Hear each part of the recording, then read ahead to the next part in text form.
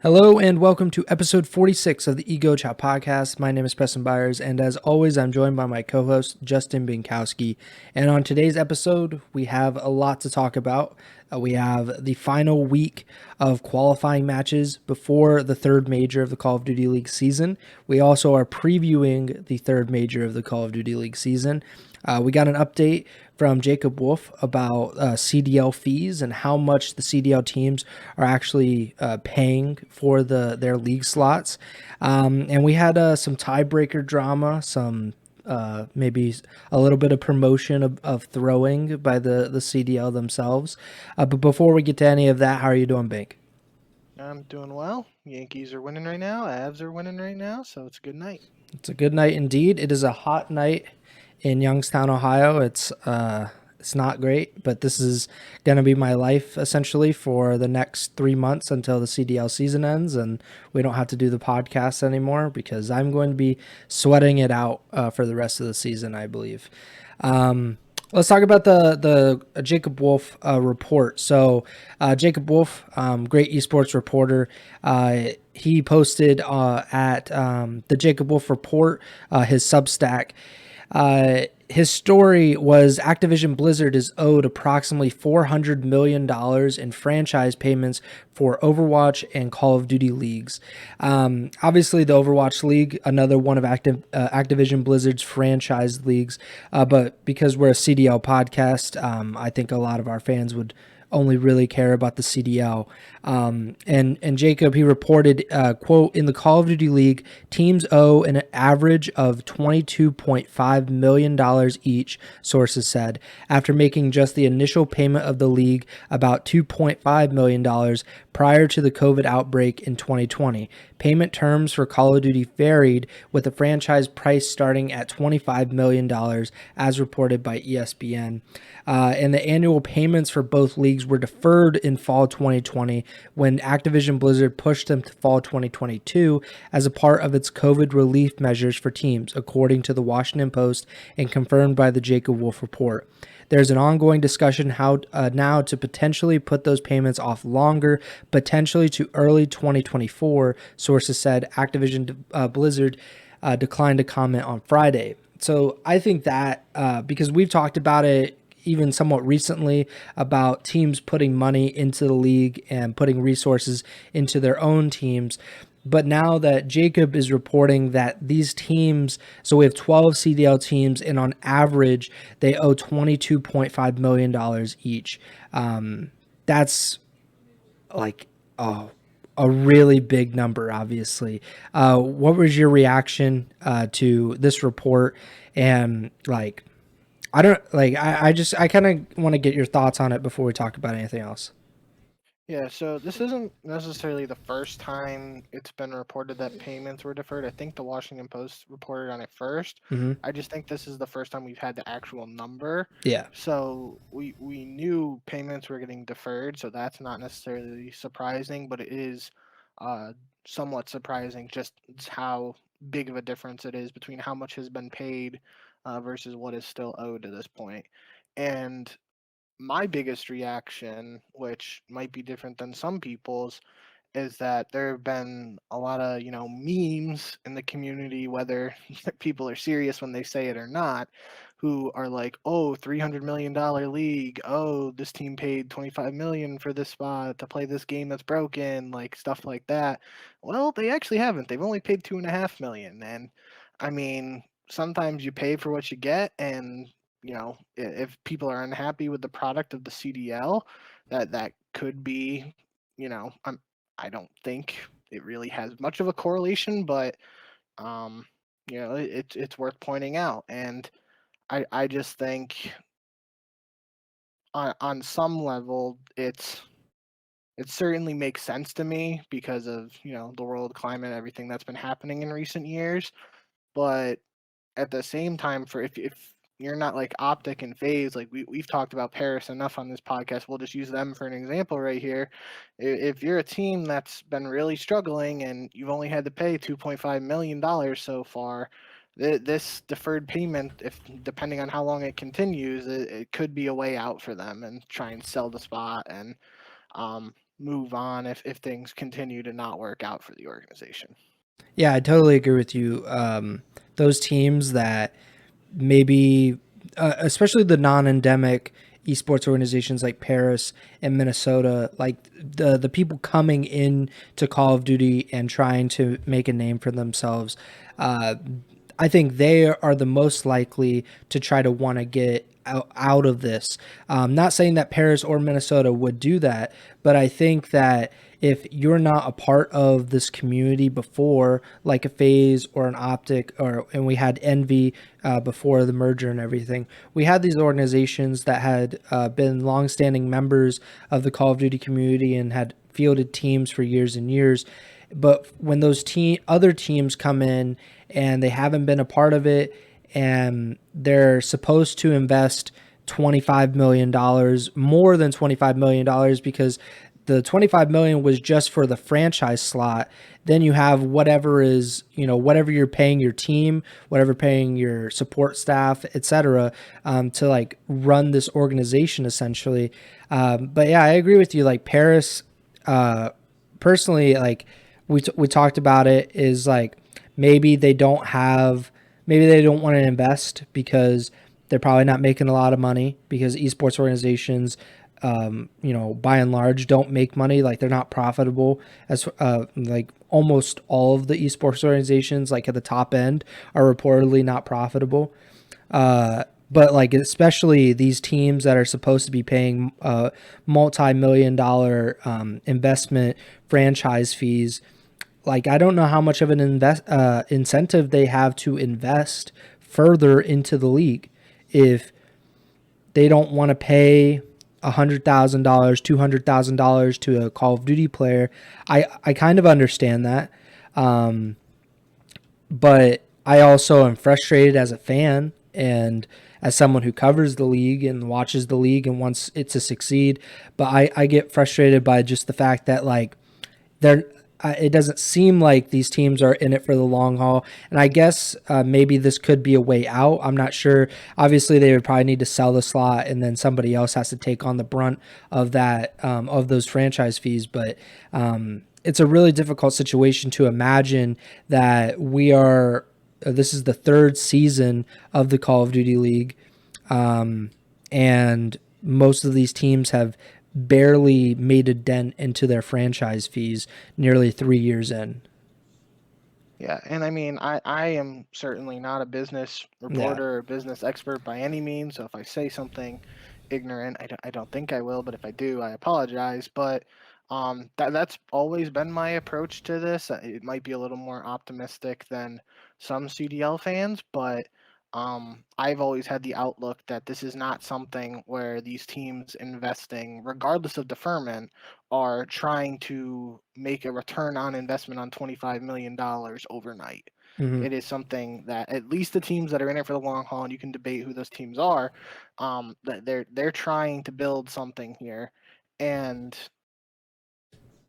that I obviously was not alive or around when the major sports in the U.S. like the NFL, NBA, and MLB were first getting started. But I would assume for the most part there was a general consensus that that was just like the approach that most of the franchises were having. I again could be wrong, wasn't around then, but I feel like there's with what minimal business knowledge I have, that's just the smartest approach to something like this when it comes to a large investment in a potential uh, major franchise that could blossom into something, like the New York Yankees, Dallas Cowboys. They're making billions of dollars a year or worth billions of dollars, whatever it is. Obviously, I certainly hope Call of Duty gets there that to at some point, but then that's not where it is right now, and it's not even really close to being there right now. It's going to be a long process if it wants to get there. Um, and yeah, I just I think the deferments can be looked at as a positive and maybe a negative. Obviously, the positive because of the situation, the league understanding and not being, it would be a very bad story in my opinion if we were, sitting here talking about the league forcing franchises to pay millions of dollars in the middle of the COVID pandemic. You could argue maybe not, depending on some of the owners and how rich they are, yada yada. But yeah, there's a lot of sides to all this, and like I said, now I'm really not a business expert, but that's just how I feel. Yeah, it's like esports as a whole is a very young thing, like especially comparing it to traditional sports. The NBA is in its 75th season. The NFL just celebrated like its 100th season Mhm. not too long ago. Like in those, in comparison to other sports like soccer has been around for hundreds of years and been played for hundreds of years in different countries and whatnot.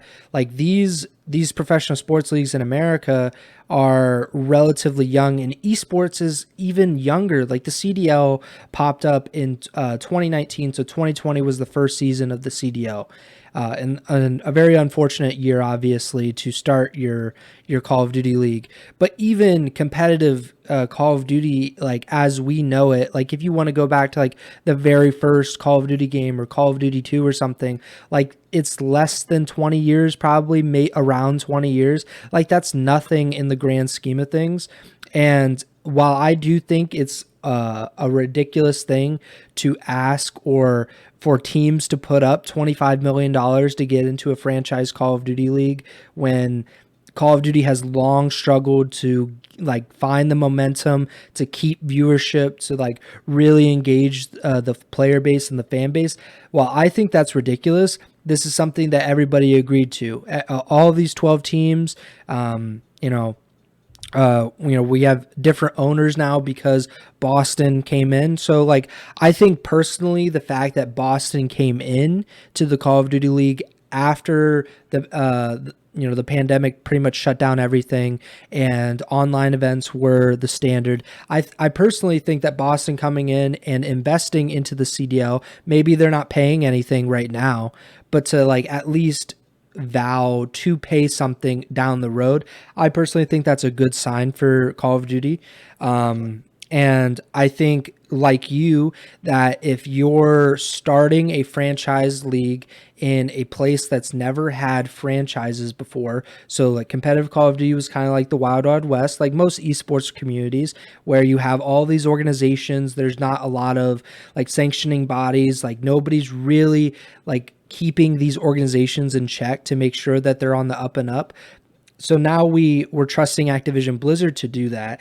But I think like personally that you're at the very beginning of this. It's going to be hard. It's especially going to be hard when you go through a pandemic. Everybody's okay with like making sacrifices, I think, in the short term and maybe even the long term. Like if you're going to lose money, you might lose money for 10 years, but then the next 10 years could wipe out everything. Like right now we see with the NFL and the NBA, like all of it is like media rights. That's all they're really selling at this point, but they're making so much money that they don't really even know what to do with it. And I think that's what competitive Call of Duty and what other esports organizations and leagues, they need to focus on. Like, all right, we might lose money for 5 years, but man, 2030, we're going to make a lot of money. And that's how we got to take it. It's a long-term approach. And if they're looking at the short term, then they're probably going to fail. And we could probably talk about this for a long time, but we got a lot of matches to go through. But I just have two more things I want to bring up real Mm-hmm. quick. On one side, it has been discussed not by any like official parties or anything like that, but like fans, the community saying like what's is there a potential for the old MLG slash CWL days of like open tournaments returning, kind of like and we see now in Halo competitive, although I don't know much about Halo competitive, I just know that's what they're doing over there now. With these deferments and the leagues, the teams not being extremely heavily invested quite yet, it could be something that happens. We obviously don't know, and I don't think that's what they want to do, because obviously Activision wants to continue to make money, and most of these teams, it seems like, are invested in the franchise model at this point. But that could be something that we see down the road. And on the other side of that is the CDL, as you mentioned, has been around 3 years now, and for those 3 years, it has arguably have been three of the worst Call of Duties from a fan perspective in the franchise history. So having invested with these deferred investments, only 2.5 million reportedly, during an era where the games aren't heavily liked, viewership might be down, all that jazz, like that's probably the best potential outcome. Obviously, there are certainly better outcomes where, despite the game being bad, viewership is still booming and all that. But that just brings up, what happens here if we actually get a good game? Maybe not even next year, but just down the road, and viewership starts spiking and all that. Like there's just so much here. Involved in this, and I think it's going to be something we'll be talking about for future episodes on this podcast for a long time. Yeah, definitely. I don't want to spend any more time on it because I have a lot of thoughts, but we have much more to get to, and we have the off season to talk about some of this stuff as well. Let's get to the qualifying matches. So we had 10 qualifying matches, the final 10 matches before Major 3. On Friday, we had 3, Paris versus Toronto, Seattle versus Florida, and Minnesota versus Atlanta. I don't really have much to say about Seattle and Florida or Paris and Toronto because, those results weren't that surprising, all things considered.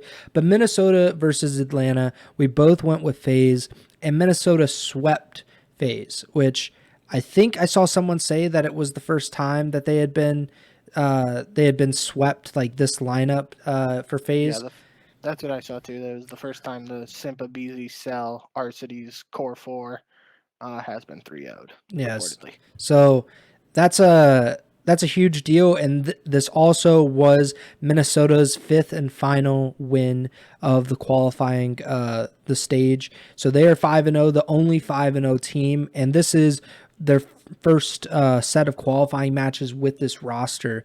What do you think of this match? Because I mean, we both predicted that FaZe would win, and even if we thought that Minnesota could, a 3-0 didn't seem very possible.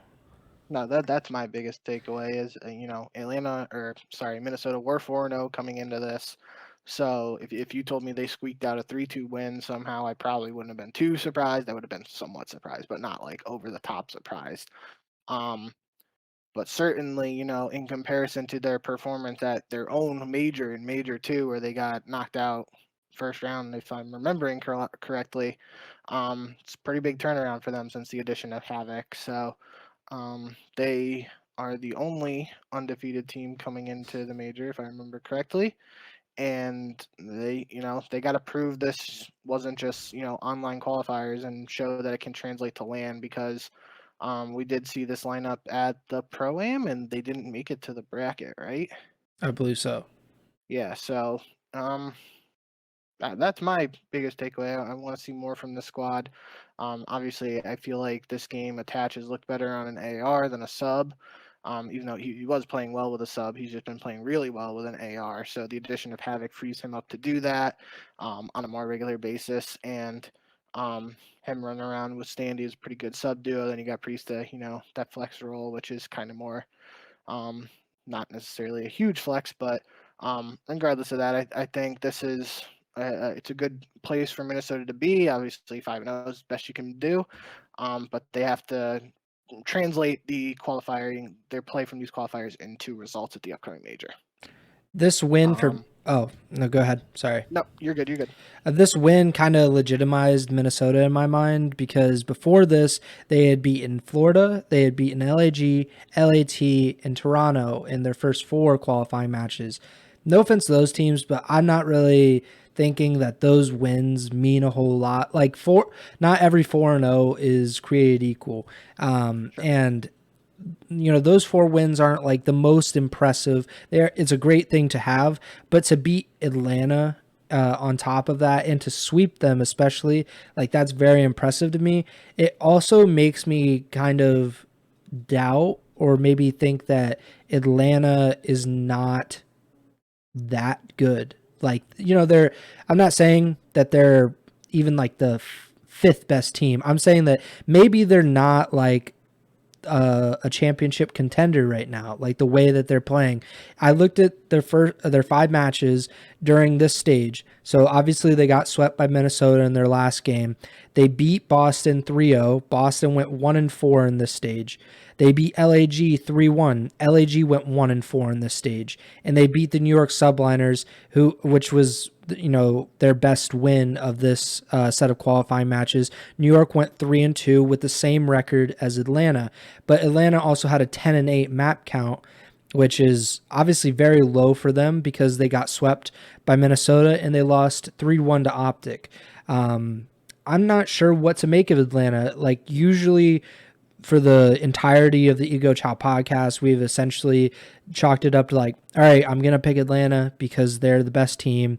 And if they lose, I won't feel bad about it. But it's coming to a point now, for me at least, that I'm kind of doubting whether I should pick Atlanta if they go up against Optic or Minnesota, or, maybe even New York in a good matchup. Maybe, I don't know. Like, what do you think? Do you think that Atlanta, like, is there something wrong with Atlanta, or are these teams just getting the better of them, like, on this specific day? No, I think that's what I was gonna bring up before. Was just, so I think something is going wrong for Atlanta. I can't tell you what that is, or pinpoint it or anything without actually talking to those guys. But um, kind of like you said, this is like the first time they've looked quote unquote mortal, as this like core four lineup. So yeah, I mean, I really wish I could give a more insightful answer. We know that Celium has been playing really well, and they did recently have a role change. At least that's what they said on Twitter. Arcides did, between Arcides going from main AR to flex, Celium going to main AR. But we've talked about that. Like, even on a map like Bokage, Celium was still kind of running an AR when he was the flex. So it was a weird quote unquote role change. But regardless of that, yeah, this is definitely the most interested I'd say I am about FaZe going into a tournament. I still think they have all the talent in the world and the potential to win this event. But I would feel like, I would have to go back and look, but I feel like at least since we've had this 4-man lineup on FaZe, that this would be the least confident I am in them to win a tournament heading into it for this one right now. Yeah, I'm definitely the least confident in FaZe as I've probably ever been. Um, like I'm looking up their stats right now, and so this is just in the Major 3 qualifiers. Obviously, a relatively small sample size. 3-5 in Hardpoint. They were 0-2 on Berlin, 1-2 on Bokage, 0-1 on Gavutu, and 2-0 on Tuscan. 4-1 in Search, 3-2 in Control. So, like, obviously, by looking at that, you're like, Hardpoint is probably the issue.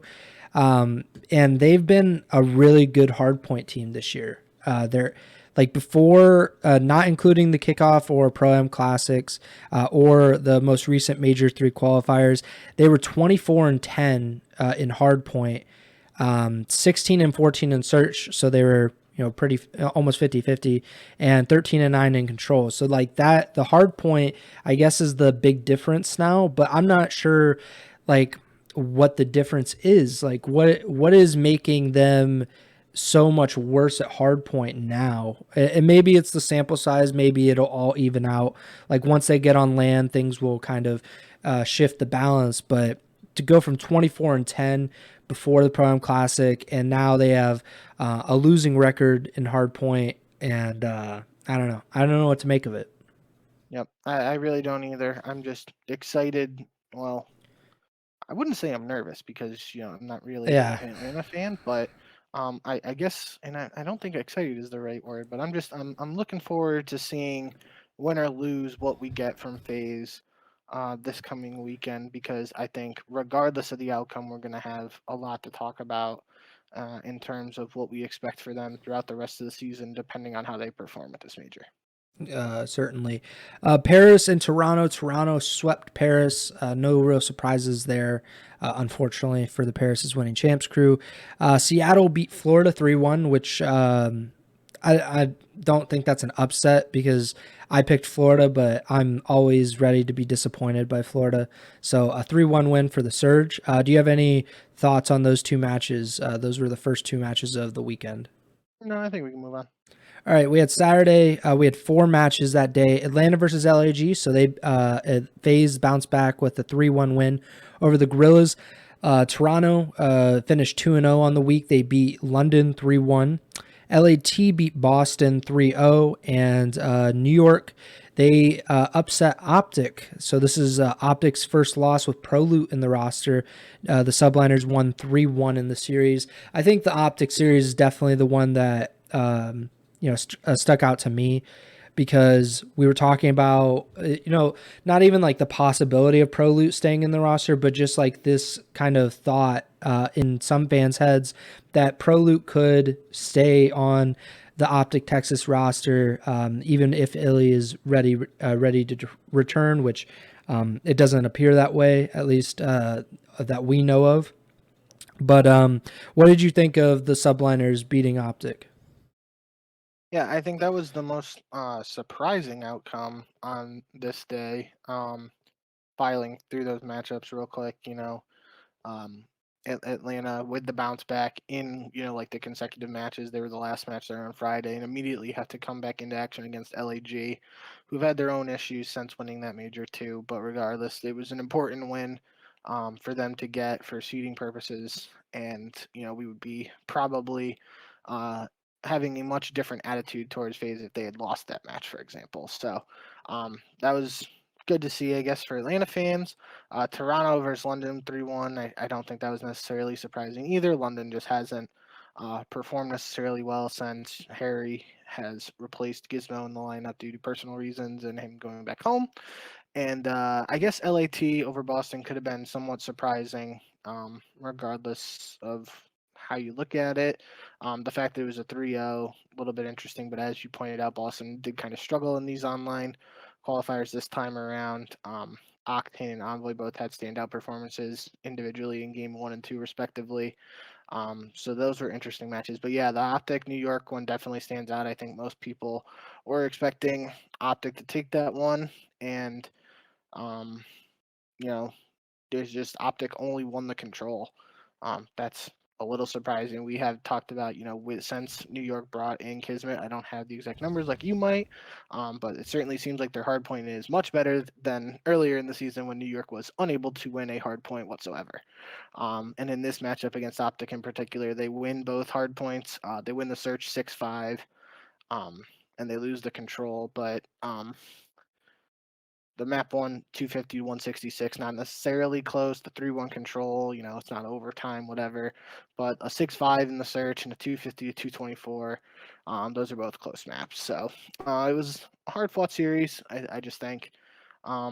Certainly threw a wrench in some people's plans, and I don't know exactly what the tiebreaker would have been for Minnesota and Optic. It probably would have come down to map count or something, but for Rocker fans, obviously that was a big result for them to get the first seed heading into the major.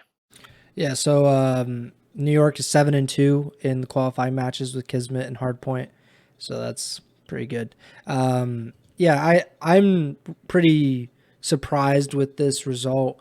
I mean, it's obvious. Like Optic was seen as the better team. New York, like, I'm not saying that they're bad or anything, but I think they're probably middle of the road. But Shotzi had probably his worst series in a while in this one. Like, he went 15-25 in hard point in the first hard point, 1-10 in search. Like, when is Shotzi gonna drop a breadstick in search? And there was a round 11 for New York. He did kind of turn it around in games 3 and 4, but I mean, a round 11 that went New York's way and a 26-point win for New York on that game 4 hard point. Like, it's a relatively close series that realistically could have went 3-1 Optic. It didn't, but in New York definitely deserves credit for that. But I'm not putting a lot of weight into it just because Optic has shown, at least in those first 4 matches, that they're better than this, and Shotzi in particular is better than this. I don't expect those kind of performances out of him because he's probably one of the few MVP candidates this so far this season. Like, he's played really, really well. So if he plays like his normal self, they're very capable of beating anybody right now. Agreed. But yeah, I don't really have any other thoughts on the other matches on Saturday, so let's just move on to Sunday. The final 3 matches: Seattle versus London. Seattle 3-0'd the Royal Ravens. And one note that I saw via Carson CLS on Twitter, works for Esports Engine and does stats for them. Seattle in this set of qualifying matches are 15-1 in control round count. So they've won all 5 of their controls, and they've only lost 1 of the 16 rounds in those games, which I thought was very interesting. And we've talked about how control can be a swing game mode for teams to kind of turn the tide if they have a rough start to the series. So a pretty interesting little tidbit there. Florida Boston. This is the one I want to talk about. We also have Optic LAT. So Optic, they bounced back. They swept the Thieves. Shotzi did his thing, and they finished off the Thieves. But yeah, Florida Boston. Let's talk about it, because this was a pretty important game for both of these teams, because they were both on the edge of dropping down into the losers bracket, because I believe heading in they were both 1-3, and with a loss they would have been 1-4 and probably would have been going to the losers bracket, finishing in the bottom 4 of the set of qualifying matches. They go to game 5, search and destroy, get to round 11, and the game crashes. That's usually not that big of a deal other than like the momentum, but TJ had a glide bomb for that round 11, and it turns out that could have been a really big thing for that round. And the CDL decided to not give him the glide bomb and replay that final round, and Florida ends up winning that round, that game, and that series goes to 2-3. Florida survives. They will be in the winners bracket of the they will be in the winners bracket. We'll talk about the tiebreaker in just a little bit. But Florida, they're in the winners bracket. Boston, 1-4, will go down to the losers bracket at the beginning of Major 3. I want to hear your thoughts on it, because I know that they haven't done it, I don't think at all this season, of giving teams streaks after game crashes. But I want to hear what you think. Like, what are your thoughts on the situation? What do you think the CDL should have done if this was the Bink duty league?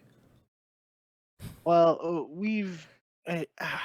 it's tough because we've seen that the CDL is willing, or at least trying, to implement some new technology and stuff. I don't know if we've really seen it this year. Actually, I think we might have a couple times, but I could be wrong. We've had the break, long season, regardless. But I'm referring to the timeout feature that we saw predominantly in Cold War last year. I don't think it would have really helped in this situation. The only thing that could have helped would have been what they have in League of Legends, is the Chrono Break, where they're able to go back in time, bring a game back to a certain point that's already happened, and if a bug occurs or something like that. So the technology is out there, just not in the CDL. So then it just becomes a question of what is it going to take for Call of Duty to get access to that technology or to implement it. It could be a resources thing. It could even be, like maybe the developers can't implement it into Call of Duty as a game specifically for whatever reason. I don't really know. But the ability to do something like that is out there, where they could have, reverted to before the crash, because As far as it showed on broadcast, it could have happened like in between rounds, but it looked like it was like right at the start of round 11 that 2 players on Boston dropped out because like the players were still moving forward at the start of the round 11, and then the game lobby crashed, or it closed. I think it might have been manually closed. But regardless, with like something like a Chrono Break technology, they could have, in theory, just reverted back to the end of round 10. Florida wins that round, and then we're into round 11 where TJ has the glide. The other thing I've seen discussed online, which is a little weird to me, but it makes sense in theory, is that the CDL could have had like just wasted 2 rounds upon the restart, giving TJ 7 kills to let him get the glide bomb, and then played the round 11 from there.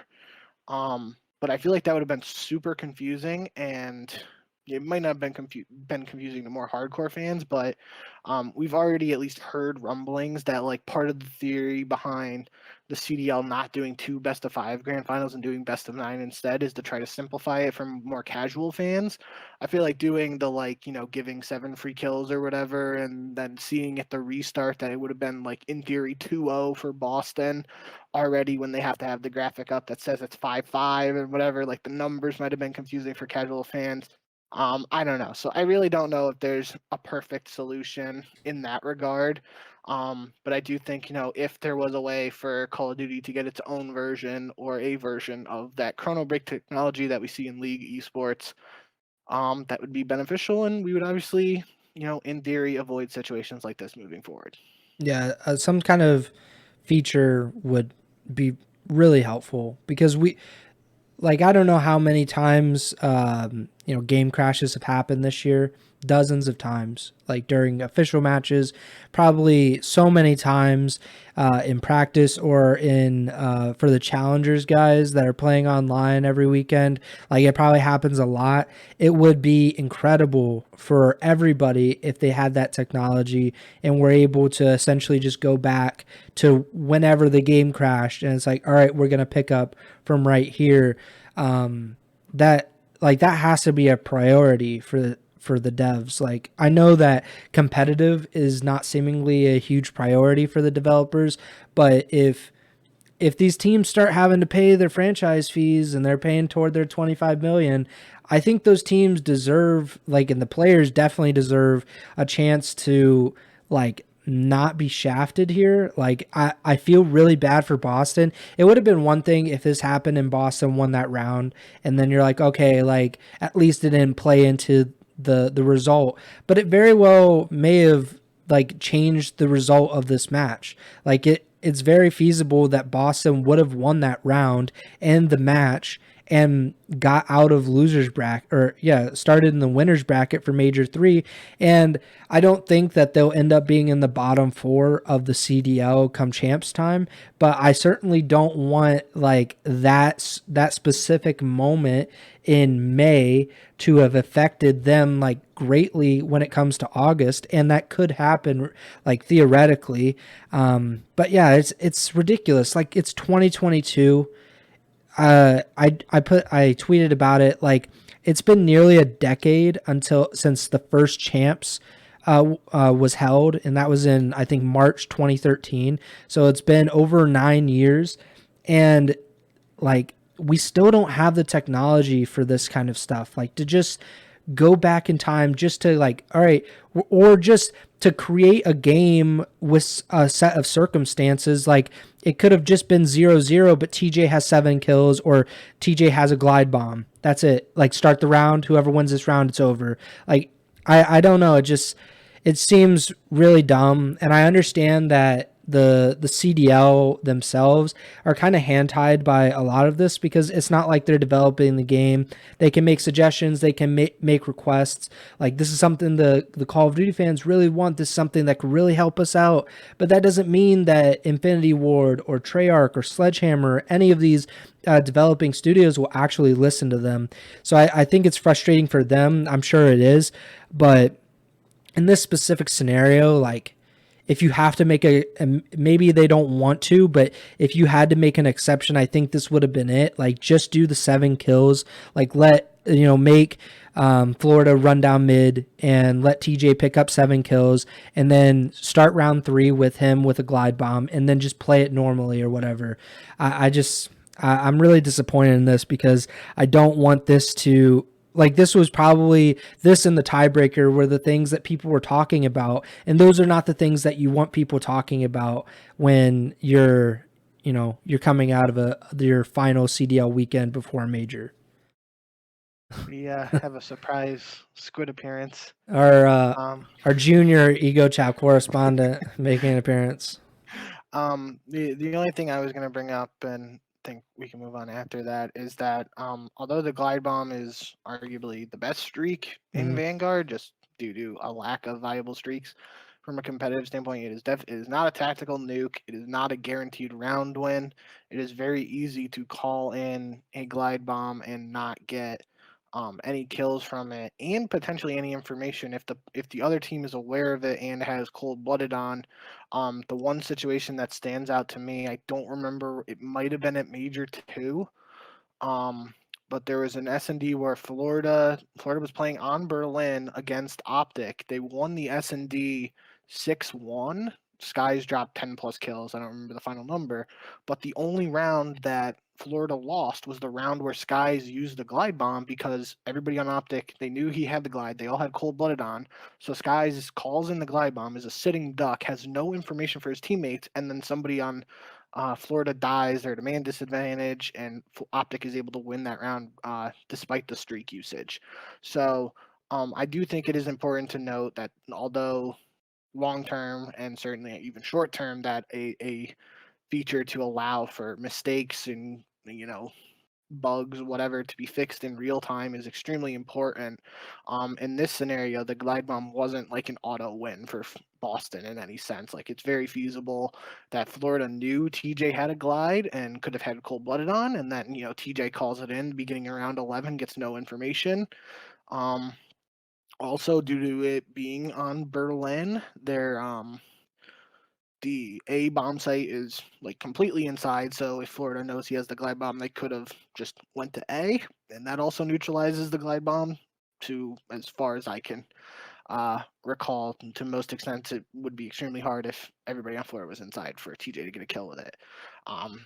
So yeah, although it would be nice for a fix to come in here, it's important to point out that despite how negative this situation has been viewed, and rightfully so, it's certainly not like, I don't want to say Boston got screwed out of a win, because the glide bomb is an advantage, but it wasn't an automatic win just because they had a glide bomb and they didn't have it for the replay. Yeah, that's a good point. Do you have any thoughts on Optic LAT or Seattle London? No, you mentioned Seattle won 3-0 against London. That's pretty expected. Optic LAT was a 3-0, kind of expected, maybe not a 3-0, but kind of like you pointed out, Shotzi played much better compared to the New York series, went 42-17 in the game one against LAT. So that just shows kind of what you were saying. Shotzi's firing in all cylinders. This Optic team is very dangerous, even with a substitute. Yeah, definitely. Let's get to the tiebreaker, the grand finale of these qualifying matches. So because LAT and Florida, so LAT, they get swept in the last match of the day, 3-0. Florida wins that controversial match over Boston right before that. So they end up in a tie for 7th, 8th place. Well, we couldn't do a coin flip, obviously. We couldn't just randomly assign seeds. So Florida and LAT are forced to play another best of 5 immediately following LAT's match against Optic. And this is for seeding, not for anyone to get into the winner's bracket or the loser's bracket or whatever. So these teams, LAT and Florida, they seemingly don't take it as seriously as one would take a CDL match. Florida ultimately wins 3-0, but guys are using different guns. The CDL, in a very poor judgment, the CDL puts up on their Game Fuel Keys to Victory for the Florida Mutineers, quote, throw in some accidental team kills. Winner of this match plays Optic in Major 3, loser opposite side of the bracket. So the CDL actively saying maybe throw this game so you don't play Optic, so you play Minnesota instead. Daniel Say, the general manager of the CDL, responded to Krohn's tweet, the screenshot of that image. And Daniel said, we try to make our broadcast fun and push the lines in good taste. Obviously, this was a joke, but it shouldn't have been put up there full stop. I agree with Daniel. I think like you can make those jokes. I think you can make those jokes on the broadcast, especially if the teams don't seem like they're taking it very seriously. But I think an underrated point about this stuff is that you can bet on these matches. Like I know that the place that I usually bet, like I've seen CDL matches. I don't know if they had the or this tiebreaker because it was a impromptu match, but I'm pretty sure you could bet on Barstool's sports books. So like that kind of stuff is important. That's the stuff that CS:GO teams were getting banned for. Like you bet on things, and like I'm not saying that these guys are throwing to do that, but like there's money on the line in some of these instances. So like even promoting or suggesting that a team should throw this is not in good taste because of that. Also, this probably shouldn't even happened because Aches made a very good point. He tweeted that the only reason or the only scenario in which this makes sense is if the winner got to choose who they play. So if LAT won, they could choose, all right, I want to play Minnesota or I want to play Optic. Like that's the only way it made sense in Aches' mind. And I think that would probably be the best scenario because we've had that in the CDL before where we would do group seedings or group like selections, and teams would kind of pick who they want to be in their group. Like I think that makes more sense. But what do you think about this whole tiebreaker scenario? The CDL, foolishly putting up a graphic suggesting throwing. What do you think about that? Yeah, definitely a weird one. I didn't see the Daniel tweet, so I'm glad you pointed that out. I'm glad the CDL at least addressed the graphic, but I do agree with you. The way that it was worded and that keys to victory definitely could have been worded better. Like just off the top of my mind, I know they had something similar. The first bullet point for the LA Thieves key to victory because this is just the Florida one, but um, Optic had literally just 3-0'd LAT before this tiebreaker. So like maybe the key to victory, instead of saying like throw in some team kills, it could say like avoid deja vu question mark. Like if LAT wins, they have to play Optic again or something like that. Which is like kind of hinting at, it's not really hinting at throwing, but it's just insinuating what would happen based on the outcome of the tiebreaker. So there was some creative ways around the wording that could have been done better, but I'm glad you pointed out Daniel's tweet and that the CDL at least addressed it.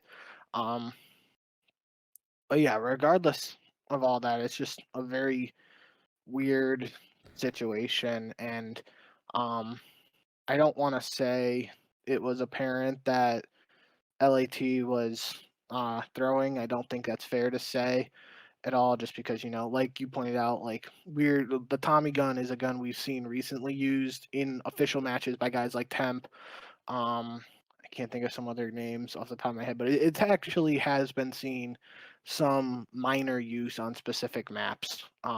So it's not necessarily like they were running around with shotguns and LMGs, right? Like, it was just a slightly off meta weapon, and both teams were using it. I think that's important to point out here. So, um, certainly an interesting situation. I think the tougher thing that a lot of people are going to go back to, though, is just that, with the fact that LAT just got swept by Optic, they most likely didn't want to have to play them first round in the major back to back again.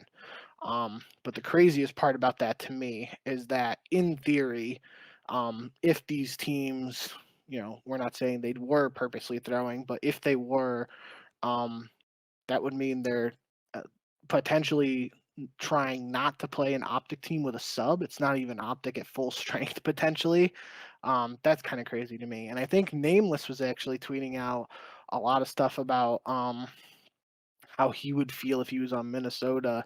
And that's another interesting takeaway here, is that, it could be a little disrespect towards Minnesota depending on how they feel about it, because they just went 5-0 in these qualifiers, and allegedly teams are trying to play them despite them being undefeated. Play them instead of Optic. Certainly an interesting one. It could, there could be a situation now where we see Minnesota just absolutely smoke LA Thieves at the major, and then we get a super spicy post game interview. That would be prime content, I think. But yeah, this was. I mean, I wasn't even expecting a tiebreaker. So it was certainly a very strange situation that I just hope, moving forward, there might be a slightly different approach. Yeah. I think so. JCAP was fighting for his life on the timeline. He was defending his team and their thought process going into this. And he said that he didn't even know that Optic was the second seed, and that they shouldn't be, they should be trying to lose just in case, they'd have to play them if they won. So he basically defended his team. And I think Nubsy kind of made a very good point. He said, "I would like to point out there is a difference between throwing and a lack of trying. Not saying one or the other was going on, but seems worth considering." And I think that's a good point. I think that, I don't think that like Kenny and Octane were like, yeah, let's lose this game, guys. Like playing Minnesota, the 5-0 team that just swept Atlanta, like that's a much better scenario than playing Optic with ProLoot. Like, I don't think that they're actively trying to lose, but I don't like. JCAP said they were trying to work on their maps that, they weren't strong in, but they were also using a different gun on top of that. Like, that's a lot of variables to be throwing at a team. Like, usually I feel like if you would want to practice your bad maps, you would want to practice like it was the match, right? Like you would want to practice like, all right, let's try everything. Let's work on our strategies. Let's work on our breakoffs, like that kind of stuff, with the guns that we'll probably be using. I know that, you can try out guns and stuff, but I also think that these teams weren't really like that into it, and like understandably so. Like they're going to have to play a good team regardless of if they win or lose. And like, I just don't think there's a big point or like even much of a point to even play these matches, like for a tiebreaker for seeding. Like if this was 8 and 9, okay, play that, because I want to see a team decide whether they get in the winners or losers bracket.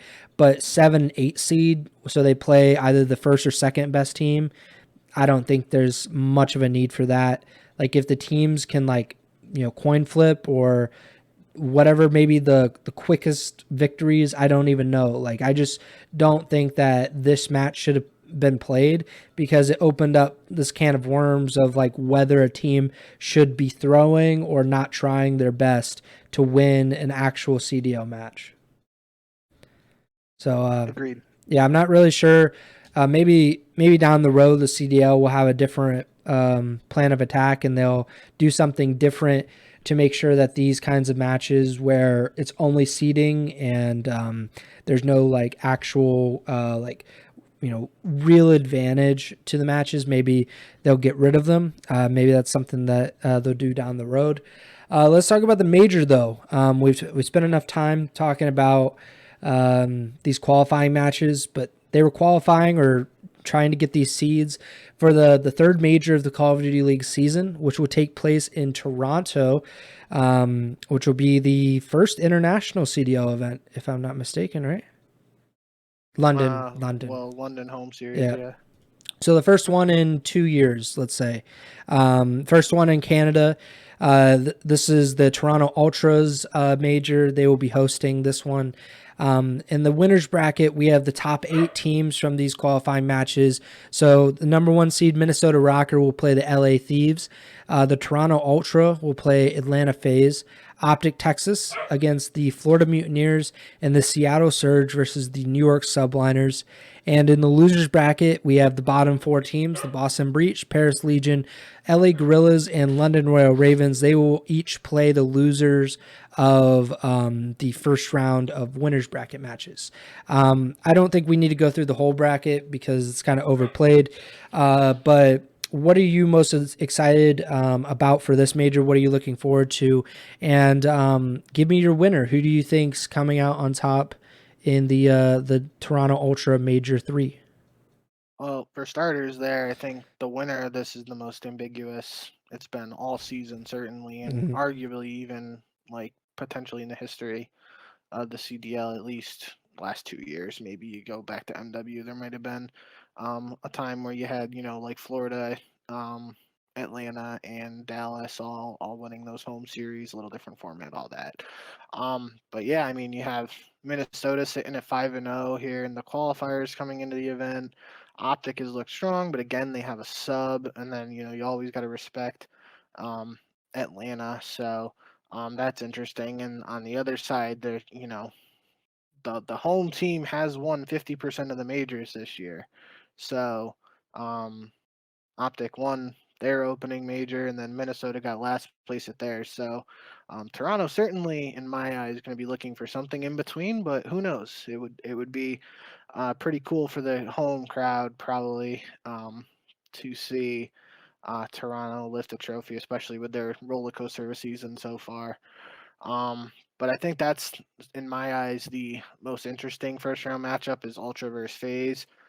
Just due to recent circumstances, question marks around FaZe, earlier question marks throughout this season about Toronto, especially in hardpoint. You were kind of pointing out FaZe haven't looked super strong in hardpoint recently, so FaZe is now in a position to kind of used to being the villain. So, facing a tough Toronto crowd in theory, how they react to that will be interesting to see in my eyes. There's a lot of cool storylines behind that one in general, but I also, as I pointed out, the Rocker versus Thieves, that could be a potential banger in terms of, post game storylines and drama depending on the results.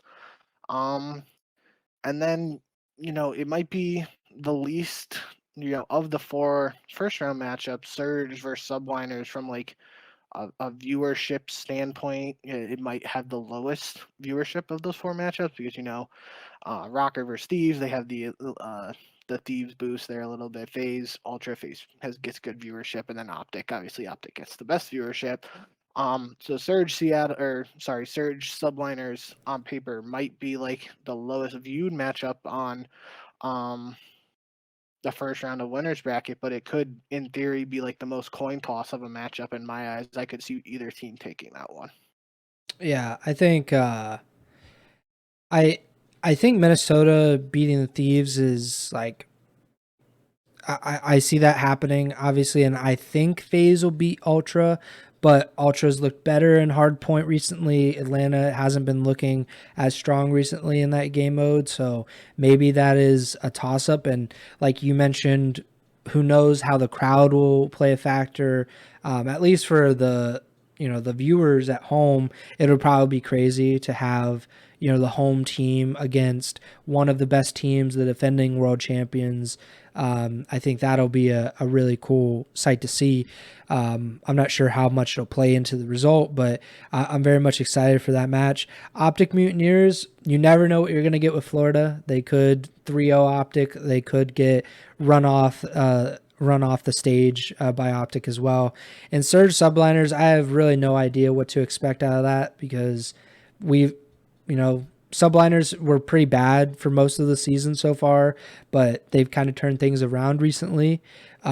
Surge have also kind of struggled throughout the season, and they look like a a pretty decent team at the moment, especially in control. They're a very good control team, so possibly that plays into it. But I think that I really want to see Minnesota and FaZe match up again, just to see where these two teams are, relative to each other, because we saw it online. Okay, it's online. People kind of dismiss that. We have another chance to see it on land. Let's see what you guys are made of. If Minnesota can beat FaZe again, can FaZe, get their revenge over Minnesota? I'm very interested to see. As for the winner of this tournament, I am I have no idea. I'm not gonna go with FaZe because I can't in good conscience do that after they were just swept by the number one seed heading into this tournament. And I can't do that when they haven't been able to beat Optic like pretty much at all this season. So those are two teams that I have to put up there. I'm going to say that Optic wins this, but I'm very much I'm very unsure of what's going to happen because Proloot, we don't really know what we're going to get, right? He seems like a great player, but this is also a big stage for him. And Call of Duty is kind of random. It can be a coin flip sometimes, and the coin might not land the way you want it to. So I'm going to go with Optic, but I'm really interested, probably the most interested that I've been in a major, just because of how many teams at the top are trying to grab the power in the CDL. Yep, I agree. I'll pick FaZe just for the sake of picking FaZe. Definitely, as I said, the least confident I've ever been in picking FaZe to win a major, but still believe in the talent on that roster and the potential they have to turn things around. And they have been in the grand finals of both majors so far this year. So to see them back there, despite some recent bumps in the road, wouldn't be entirely surprising in my eyes. Yep. I think it has to be noted, the Gorillas, they're coming in with defending major champions, major two champions. They are starting in the losers bracket where they really made a killing on last time, so maybe they'll get some of that magic with them. They play the loser of Texas and Florida, which is, personally, I would really want Optic to win their first round matchup then, because I don't want to play Optic in the losers bracket of round one. But I guess we'll see what happens in this tournament. Again, tune in to the CDL YouTube channel. I think it starts Thursday, June 2nd, if I'm not mistaken. And it'll go through Sunday. So make sure to check it all out on the CDL YouTube channel. Our predictions. So we'll make daily predictions. We'll send it to each other. We'll put it on Twitter. We are tied now. We haven't been tied since we started 0-0, because I think you've been leading the entire time. But I went 7-3 last week. You went 6-4. We're both 67 and 49. I think that's a pretty good win percentage for us. So 67 and 49 for both of us. I have to think we won't be tied after the major, just the way things go. But I think that about does it for this episode. Make sure to, you have anything before I do my outro stuff? I was just going to say, let's just run through the first round real quick. We don't have to really give All right, reasoning sweet. or anything like that. I'm going to go Minnesota over Thieves, FaZe over Ultra, Optic over Mutineers, and then I'm going to go Seattle over New York. I think that might be the only one we're different in. Yeah, I go Minnesota over Thieves, FaZe over Ultra, Optic over Mutineers, and New York over Seattle. I don't know. That one's hard for me, but I'll go with New York, I guess. I'm saying, I think that's the one matchup really this first round that could go either way. Although, obviously they all could go either way, but I think that's the closest one. So I'm going with Optic. You're going with FaZe to win the tournament. Let's just say our four teams that get bottom four, because right now Breach, Legion, Gorillas, and Royal Ravens, those are the four teams that are starting in the losers bracket. But you would have, so you think that the Thieves will play Boston. Which of those teams wins that? I mean, I gotta go with the Thieves just because we just saw that match online when Thieves swept them. So Yeah, so the Boston would get bottom four, which is a pretty big surprise if you're just going by like the first half of the season. Yep. Toronto versus Legion. I don't think it matters. I think Paris loses to either team.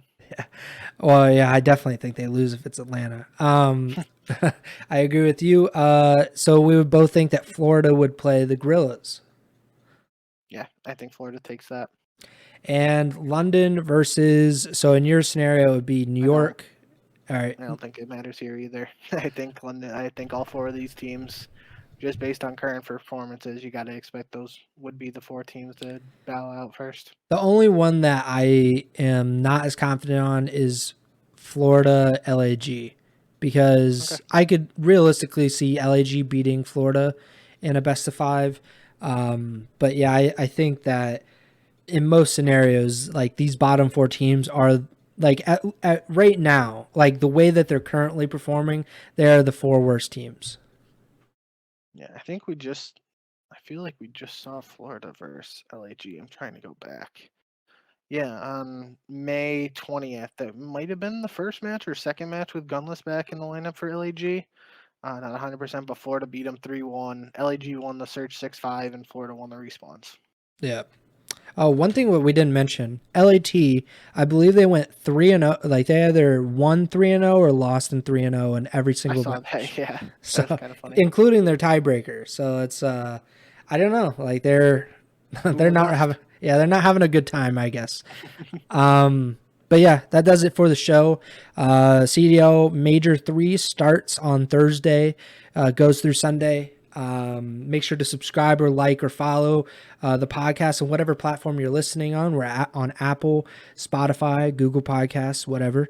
Make sure to give us a 5-star rating on whatever you're listening on. Follow us on Twitter. He's at JBink with 2Ks. I'm at Preston Byers, and the podcast Twitter is at Ego Chall Podcast. The next show is set for June 7th, maybe June 8th, maybe June 9th. We'll see. It depends on softball and how things go with that. But yeah, that does it for the show. Bink, take it away. Yeah, thank you guys, as always, for tuning in. I'm really looking forward to this major, kind of like we've talked about throughout this show.